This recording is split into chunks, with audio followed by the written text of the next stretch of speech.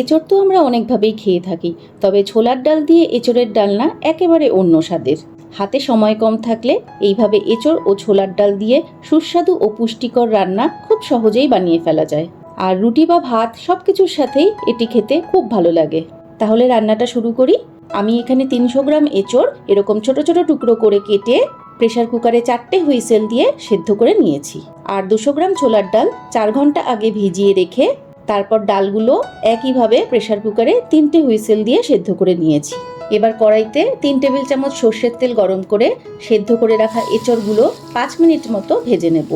এঁচড় ভেজে রান্না করলে রান্নার স্বাদ অনেকাংশে বেড়ে যায়। আর এই রান্নার জন্য একটু কচি বা নরম এঁচড় হলে খুব ভালো হয় খেতে। আর এঁচড়ের টুকরোগুলো এরকম ছোট ছোট হলে রান্নার মধ্যে একটা সামঞ্জস্য থাকবে আর দেখতেও ভালো লাগবে। এঁচড়গুলো ভাজা হয়ে গেছে, এবার এঁচড়গুলো তুলে নেব। তারপর আবার 2 চামচ সর্ষের তেল গরম করে গোটা গরম মশলা, 3টে শুকনো লঙ্কা, 2 চা চামচ সাদা জিরে ও 2টো তেজপাতা ফোড়ন দেব। কয়েক সেকেন্ড ভাজার পর ফোড়ন থেকে সুন্দর গন্ধ বেরোতে শুরু করলে একটা টমেটো কুচি দিয়ে নাড়তে থাকবো। 2 মিনিটের মধ্যেই টমেটো বেশ নরম হয়ে আসবে। তারপর এর মধ্যে 1 চামচ জিরে গুঁড়ো, 1 চামচ কাশ্মীরি লঙ্কার গুঁড়ো, 1 চামচ হলুদ, 1 চামচ ঝাল লঙ্কার গুঁড়ো আর 1 চামচ নুন ও সামান্য জল দিয়ে 1 মিনিট মতো কষিয়ে নিয়ে তারপর 1 চামচ আদা বাটা দিয়ে আরও 2 মিনিট মতো কষিয়ে নেব। কষানো হয়ে গেলে ভেজে রাখা এঁচড়গুলো এই মশলার মধ্যে দিয়ে দেবো। এবার মশলার সাথে এঁচড় খুব ভালোভাবে মিশিয়ে 3 থেকে 4 মিনিট মতো কষাতে থাকবো।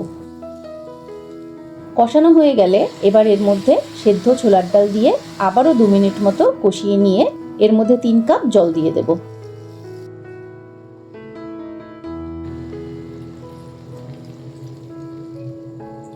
তারপর 4টে গোটা কাঁচা লঙ্কা ছড়িয়ে একটু মিশিয়ে নিয়ে 10 মিনিটের জন্য ঢেকে মিডিয়াম আঁচে রান্না হতে দেব।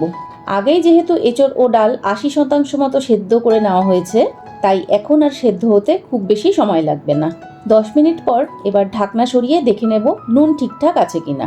যদি নুন কম মনে হয় তাহলে স্বাদ মতো আরেকটু নুন মিশিয়ে নিতে হবে।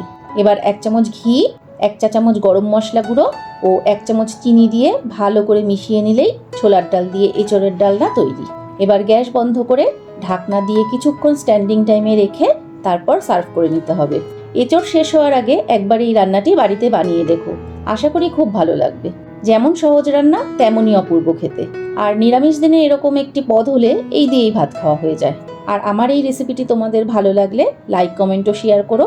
আর আমার চ্যানেলটি সাবস্ক্রাইব করে পাশে থাকা বেল আইকনটি প্রেস করে দিও, তাহলে প্রতিবার নতুন ভিডিও আপলোড করার পর সাথে সাথেই নোটিফিকেশন পেয়ে যাবে। আজ তাহলে আসি, সবাই ভালো থেকো।